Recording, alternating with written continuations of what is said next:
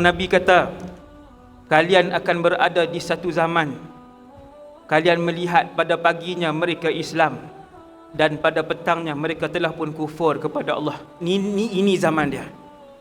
A'udzu billahi minasyaitonir rajim. Nikmat Allah untuk dikurniakan hidayah yang sangat besar yang tidak diberikan hanya melainkan dengan kuasa dan izin daripada Allah Subhanahu Wa Taala. Tuhan izin.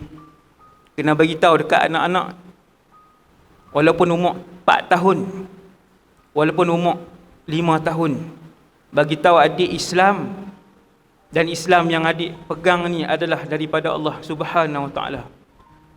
Sebab kita duduk di zaman yang Nabi kata, kalian akan berada di satu zaman, kalian melihat pada paginya mereka Islam dan pada petangnya mereka telah pun kufur kepada Allah. Ini zaman dia. Hadis tu Nabi sebut 1400 tahun yang lalu. Lama dah. Nabi kata akan sampai satu zaman kamu akan tengok umat aku Islam, tapi petang tu Islam, bangun pagi esok mereka telah pun kufur kepada Allah. Wal'iyadzubillah. Hak berlaku hari ni lah. Macam-macam kekeliruan yang berlaku pada umat Nabi Muhammad sallallahu alaihi wasallam. Tuan-tuan umat Nabi sallallahu alaihi wasallam yang dirahmati Allah sekalian, 1400 tahun yang lalu Rasulullah meninggalkan umat dia, tetapi Rasulullah memberikan satu kabar gembira bahawasanya di kalangan umat Nabi Muhammad akan ada sekumpulan ulama yang benar sampai kiamat. Kumpulan ulama ini kumpulan yang benar, mereka akan hidup sampai kiamat. Sebab bila Nabi dah wafat, maka tiada lagi Rasul, kerana Muhammad sallallahu alaihi wasallam itu Nabi yang paling last.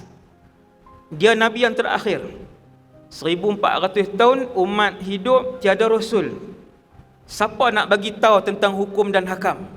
Siapa nak bagi tahu kehendak Allah? Siapa yang nak hurai macam mana kita nak hidup dengan apa yang dituntut oleh Allah? Jawapan dia, al-ulama warathatul anbiya. Para ulama yang akan menjadi para pewaris Nabi. Maka umat akhir zaman, seperti mana para sahabat dulu bila bawa anak-anak, mereka tunjuk itu Rasulullah. Dzaka Rasulullah. Hudzaifah bin Yaman duduk di Madinah. Ayah dia masuk Islam sebelum Nabi berhijrah. Ayah dia Al-Yaman, waktu Nabi masih di Mekah, selalu bagi tahu, wahai Huzaifah, nanti akan berhijrah ke sini seorang Rasul, nama dia Muhammad. Muhammad sangat menyayangi kita. Muhammad ini diberi gelaran As-Sadiq, seorang yang bercakap benar, dan dia dipanggil oleh orang-orang Mekah dengan Al-Amin. Orang Mekah kadang-kadang tak panggil dia dengan nama Muhammad. Orang Mekah memanggil beliau Rasulullah itu dengan nama Al-Amin, orang yang baik, yang amanah. Dia beritahu kat Hudzaifah, maka Hudzaifah membesar dengan telinganya dipenuhi dengan nama Muhammad dan Allah Subhanahu Wa Taala. Sebab tu sebelum bertemu dengan Rasulullah, Sayyidina Hudzaifah telah pun masuk Islam. Sebelum jumpa Nabi, masuk Islam.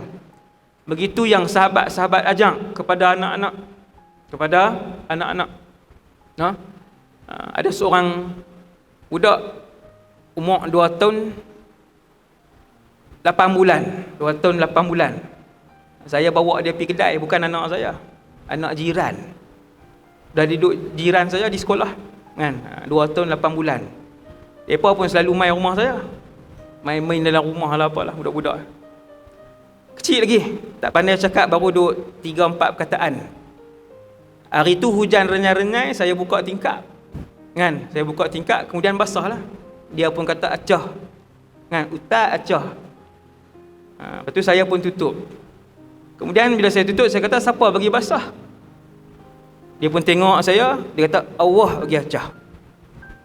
Dia kata Allah bagi basah. Berenang ayat mata kita. Budak tak sampai 3 tahun, tapi bila kita selalu sebut, bila berjalan dengan dia, kita tunjuk pokok, kita kata Allah cipta. Bila dia tunjuk kucing, kita kata Allah cipta. Bila nak pergi masjid, kita katakan dia rumah Allah.